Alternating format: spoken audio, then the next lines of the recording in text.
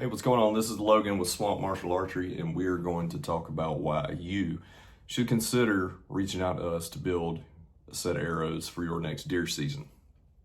Reason number one, they look cool. I mean, just look at that. We can do any fletching configuration you want, any color you want, wrap, no wrap. I'll do some videos on why you would or wouldn't wrap, three fletch or four fletch coming up. Two is going to be upgraded componentry. All right, so this is an Easton Sonic KE. This is the knock-on version of it. So green on green everything, and it comes standard with the brass insert.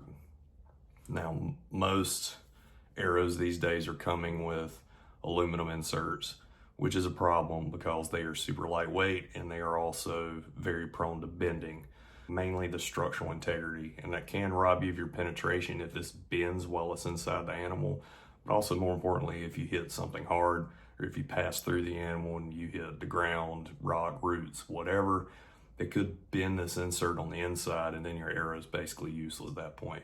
So upgrading your components to brass, steel, or titanium, while it may add to the cost a little bit, it'll give you an arrow that will last you a lot longer than an aluminum insert would.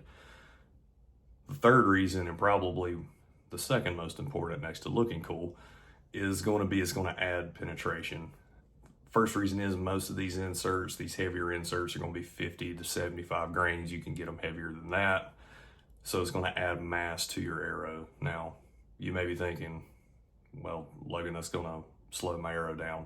Yes, it will slightly, but you're going to gain momentum and gain in penetration, and it's a worthy trade-off. And you don't have to necessarily go so high that you just completely rob your bow of speed. Typically, what I recommend if you're on the fence about it is we can do a 50 grain steel insert, and you can shoot a 100 grain head. That's 150 in the front. That'll build up that forward to center for you and also give you some good structural integrity.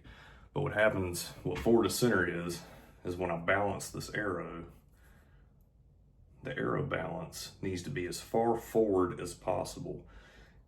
If it's more in the middle here, what you'll get is when this animal impacts an arrow, is it will flex. There's some high speed footage that the hunting public released a couple weeks ago where they were shooting a pig carcass, and the lower FOC arrow, as soon as it struck the pig, it started to flex. Now that does two things. First one is, if you look at this, as I flex this arrow, there we go, it moves the tip, which can cause deflection inside of the animal.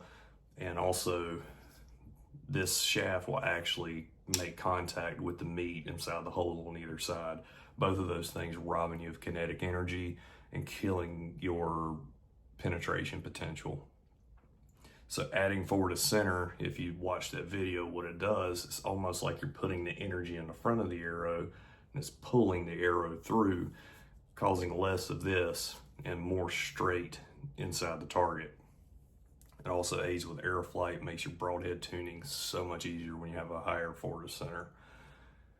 And if you don't know how much you need or what you even need to look for, shoot me an email, shoot me a DM. Follow me on Instagram, TikTok, YouTube.